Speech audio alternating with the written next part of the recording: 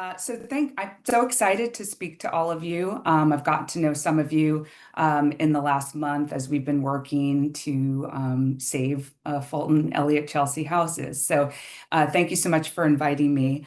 I focus on older adults in my research, and I'll talk a little bit about that. But the title of my talk today is about aging in place and how older adults make a home in the city.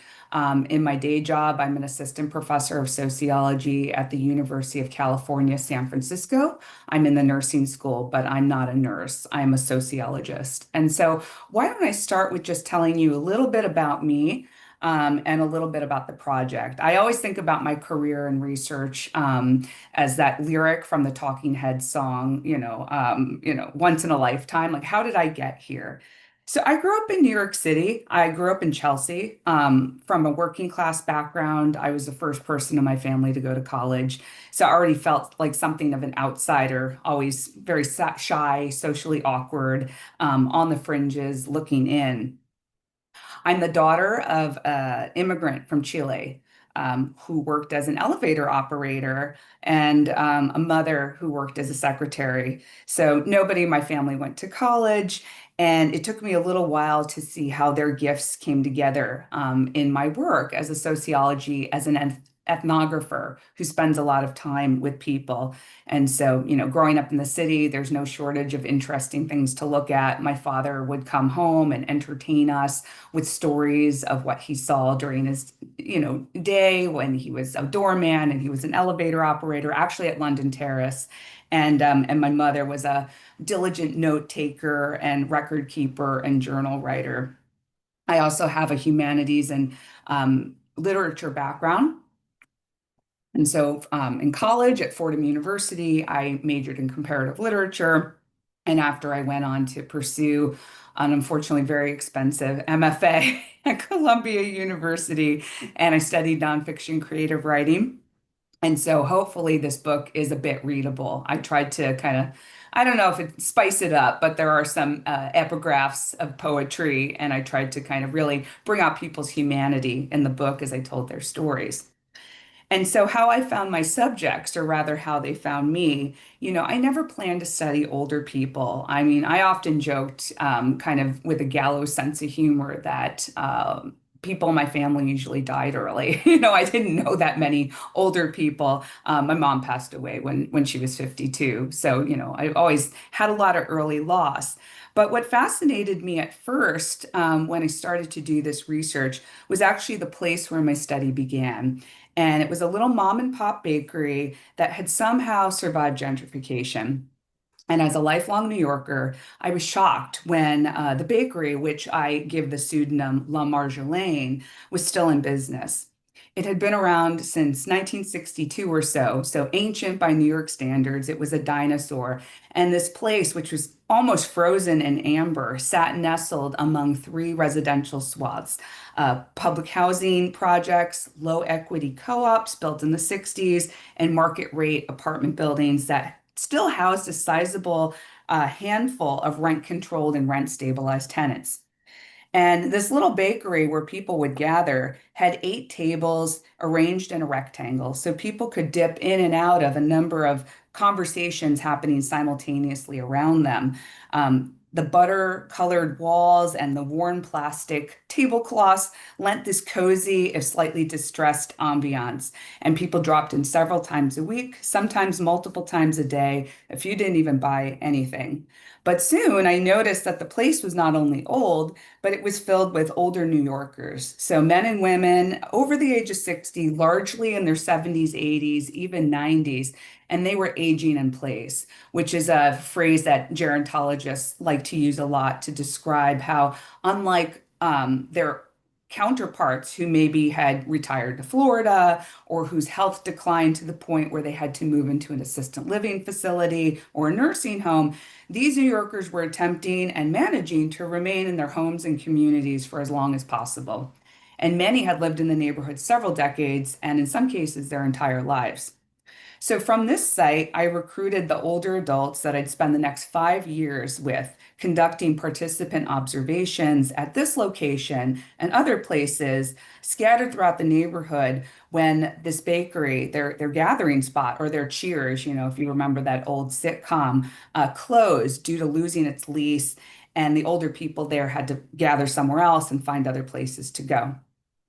I'll give you a sneak peek into that last day at the bakery by reading a short passage from the opening pages. So maybe this will whet your appetite for reading.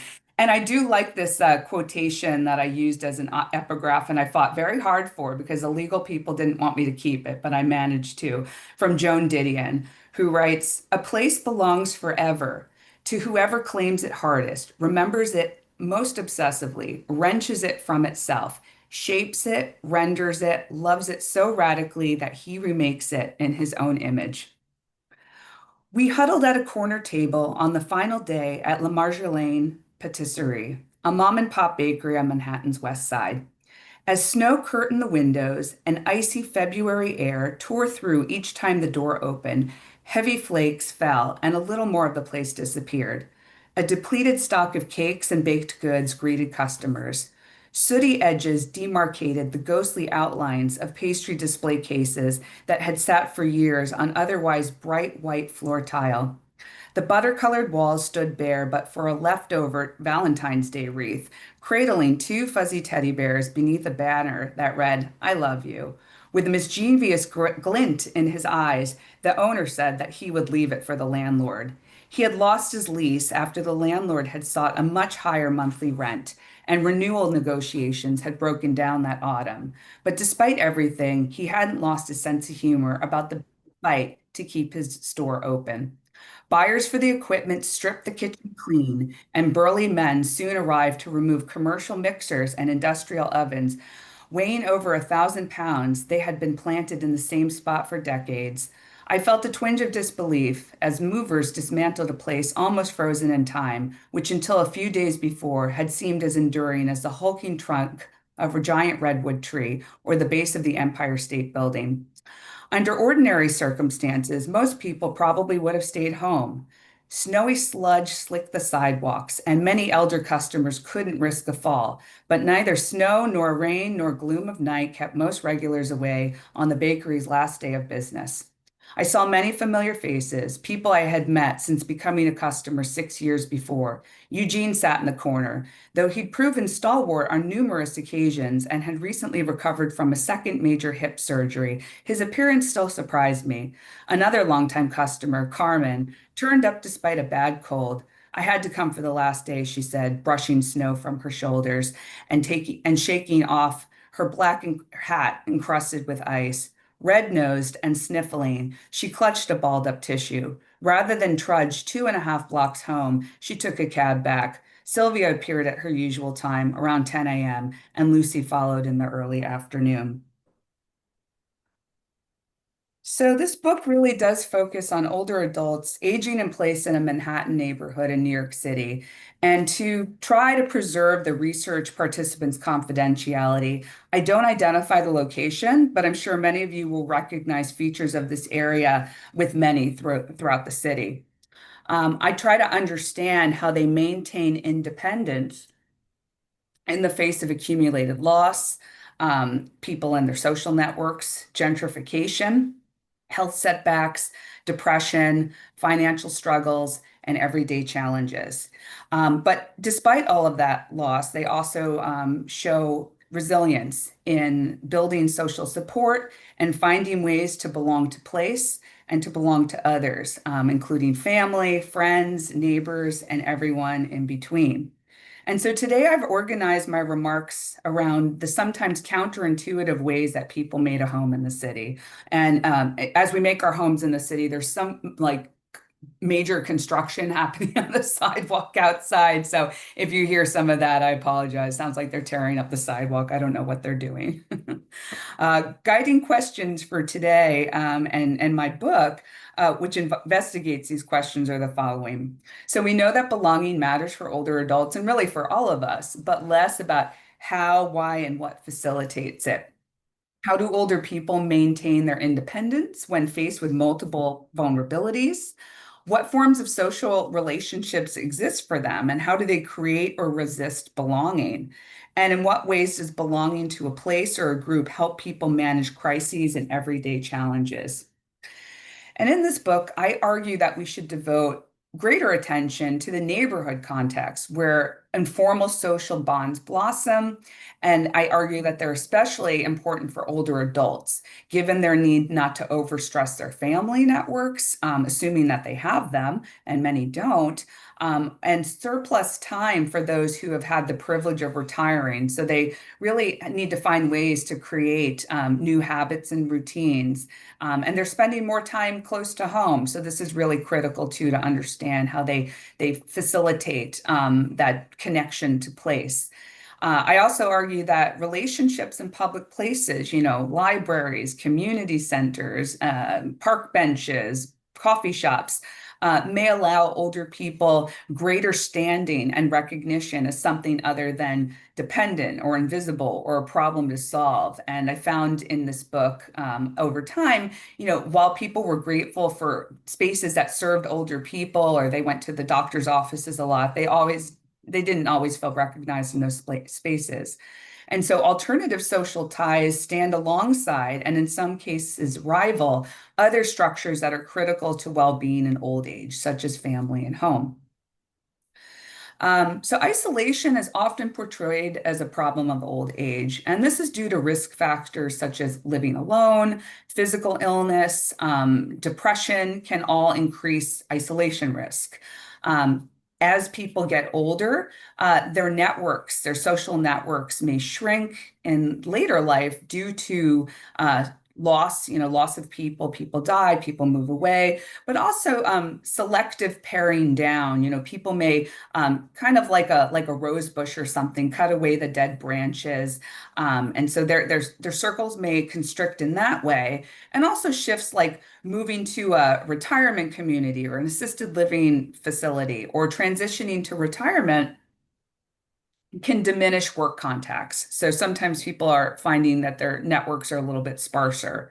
But despite these challenges, researchers have also found that the prevalence of isolation among the old remains unclear, and that older people also face less loneliness and isolation than previously thought, and that social interaction and volunteering increase with age.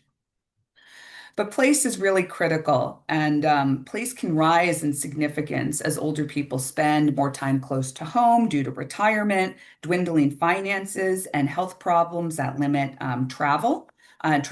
Extensive travel, or even leaving the neighborhood may be difficult, as I found in my research. Even going across town to a medical appointment could be challenging.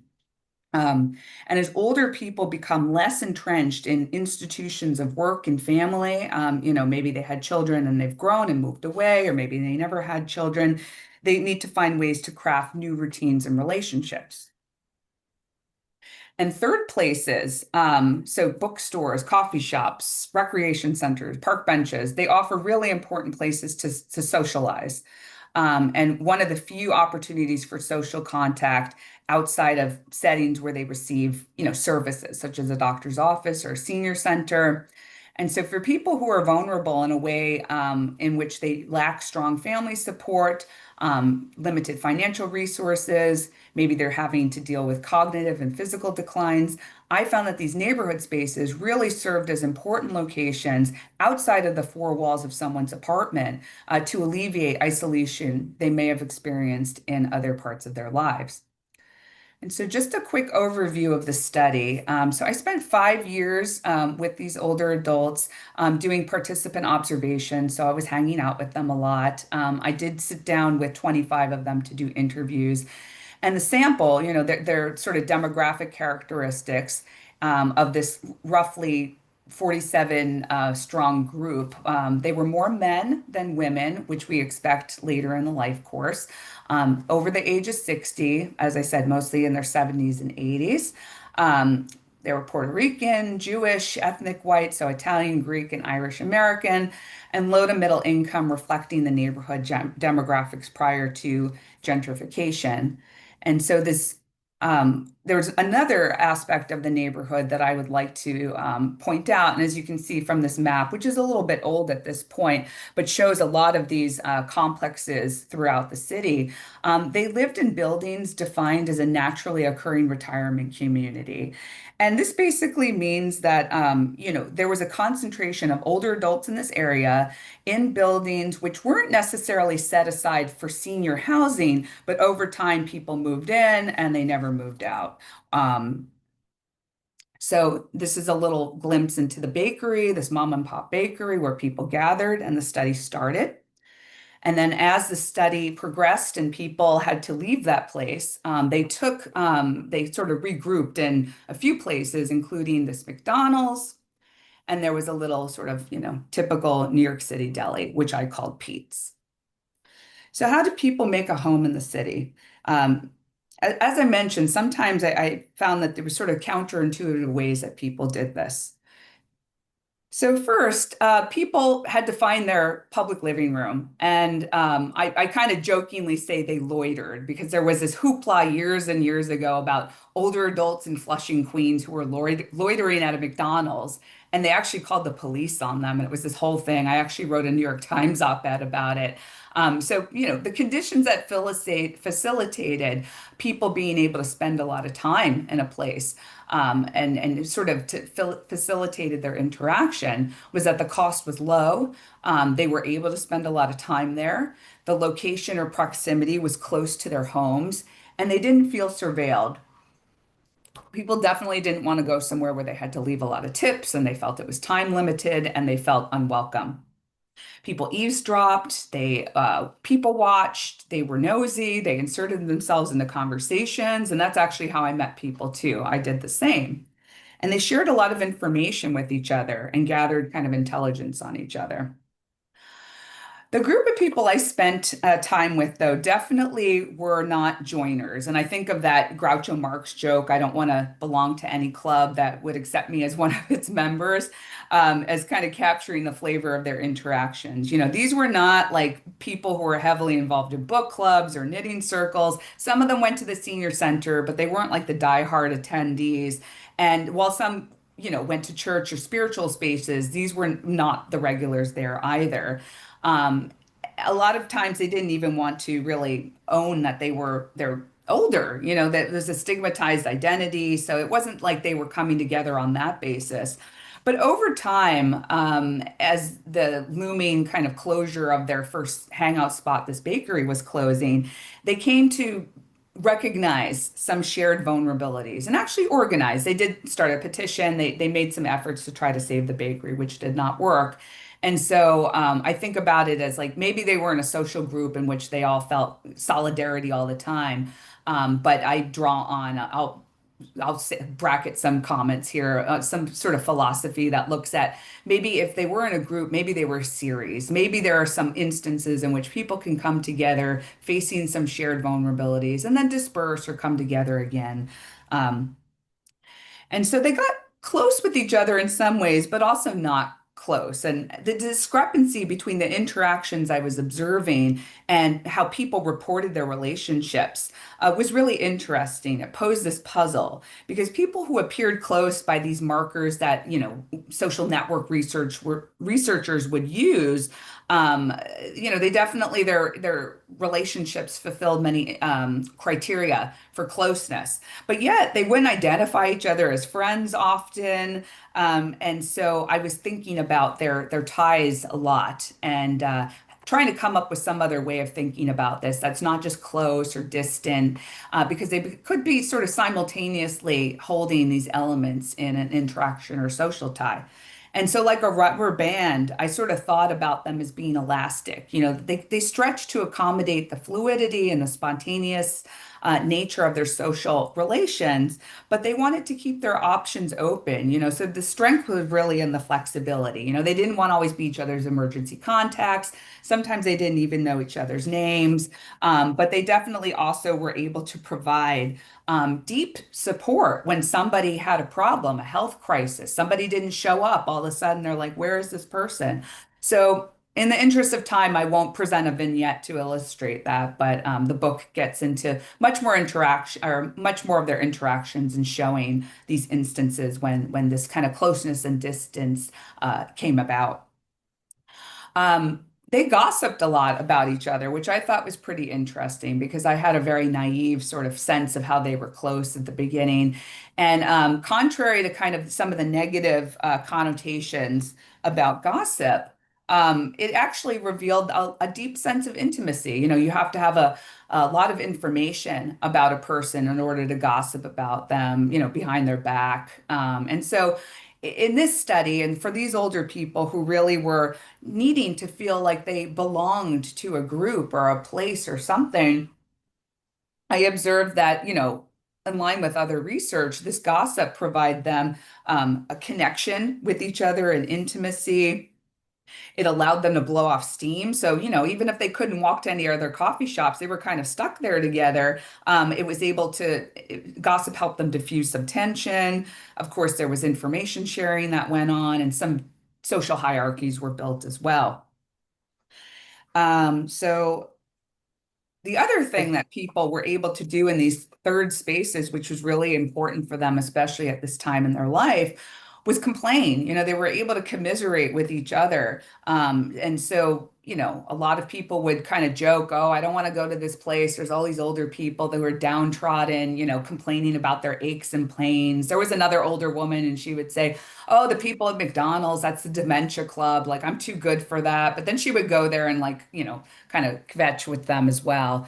And so in their discussions, they were really able to also consult with each other, get second opinions when there were big healthcare decisions to be made, or they felt mistreated in healthcare spaces, or many people were facing, you know, different situations that came up, especially the people who were the rent controlled and rent stabilized residents with housing. One of the people was dragged down to housing court and they were trying to evict him even though he was paying his rent. It was a terrible situation. So every day he could come and get, you know, kind of pro bono legal recommendations from folks, on and on and on.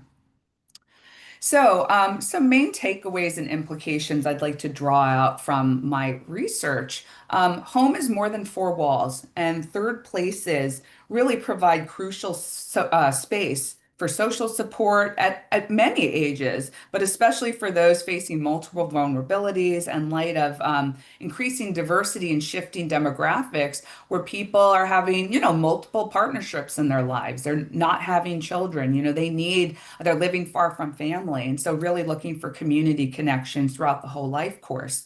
That social ties outside of weak and strong and the traditional ways we might think about relationships. So those elastic ties are really an under-recognized and potentially untapped form of social support. And they offer a way to negotiate these competing needs for connection, but also some independence and autonomy. And finally, if we live long enough, you know, we're all going to arrive at this inevitable place in our life, you know, whether it's a temporal place, we live long enough, sort of a physical place, we find places, you know, as our routine shift, cognitive, emotional, kind of a feeling realm, so kind of an internal place. But few are prepared, and there are many administrative burdens, meaning it's really difficult to get through life. And you know, we see now in constant chaos, even getting through to the Social Security office. You can't call, you can't get any, you know, responsiveness. There's lots of different shifts happening in Medicaid and Medicare and all sorts of paperwork. And so it's just really, really difficult. And yet, you know, we kind of find ourselves bewildered often later on. And so if I had, you know, a magic wand and I could just solve so many of our pressing social problems, I'd start with a few key recommendations. Strengthening social infrastructure, so investing in our small businesses and public spaces, fighting commercial gentrification to ease the pain of social eviction that these longtime residents faced, even if many of them still had stable, affordable housing, they were feeling estranged from the area. A substantial investment in deeply affordable, accessible, safe, climate resilient, supportive housing for older adults, but also people of all ages, incomes, and abilities. And finally, the long-term care crisis is really something that, again, we're sort of, oh, surprised when we get to later years, but it's really, been growing and growing. And so bolstering a range of supports for people living in the community, home health care, boosting our care infrastructure, and support for paid and unpaid care workers. So thank you so much. Here is my contact information again if you have any follow-ups. And here is my book, and there's a coupon code. I'm never much of a self-promoter, but if you should feel inclined, you can get it a lot of different places, and that's a code for 30% off. Does anyone have any questions for Marian? You're muted. I put this in the chat listening to you. I've spent a lot of summers in the Bay Area and really was transformed by some of what I saw, including transportation and seeing people with wheelchairs on the BART. And I had never seen that before. One of the important things I think both in New York and across the country is more accessible transportation in New York now. There's by 2055, the whole city is supposed to be accessible. That's 30 years from now. I've been very involved in getting elevators in the subway, but that just one part of the larger issue of making transportation easily available for seniors, for everyone, for parents with strollers, for people with luggage, bad backs, bad knees, and transportation was not on your kind of list to discuss. So I was wondering if you'd say a little bit about that. Oh yeah, no, absolutely. And I really credit the activists in Berkeley, in the 60s, 70s, I mean, who were destroying corners to make sure that they would get curb cuts, because there was no accessibility. So I think I'm not an expert on all of that out there, but I really think that that was probably in concert with a lot of what was going there in the sort of development of BART, which I take all the time out there because I don't I don't drive. I don't have a driver's license. No, that's absolutely a key recommendation in terms of public transportation and making it possible for people of all ages to access. Stairways are difficult, elevators, making sure that they're functioning. I have a sister with multiple disabilities who actually lives in a nursing facility in the Rockaways. She uses a wheelchair, and it's just, even as years before when she was declining, it's extremely isolating. So again, I thank you for bringing that up, and it's critical, not only to have kind of the infrastructure, but I mean, the thing is, New York, as crumbling as the system is, it's so much worse. It's so much worse in so many parts of the country where you might get a bus an hour. Like when I was living in Albany, New York, they had one bus on a Sunday to the airport, or they still do. It's really horrendous. And so making sure that people have, frequent, reliable transportation, which, obviously, I mean, people don't seem to care about the climate right now, unfortunately, in the current administration. But how are we going to meet any goals of, improving our environment if there's just people are, car bound? So thank you for that. And I'm going to look at the chat comment now. Yeah.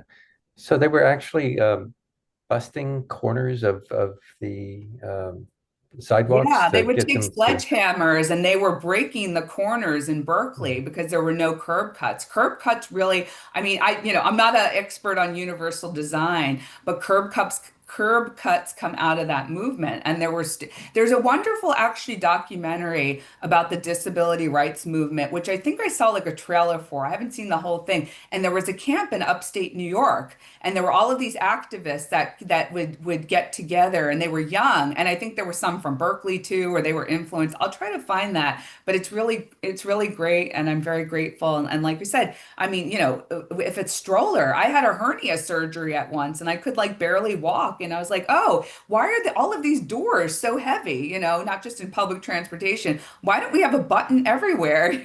So, if you're not squeaky and you're not like there with your sledgehammer breaking the corners, it's not going to happen. But And the curb cut effect has become a phrase used by disability activists as something that was originally started for people with disabilities is helpful for so many people. That's the universal design, parents with, strollers and people with carts and so on, and how many people benefit from what started out as something for the disabled population.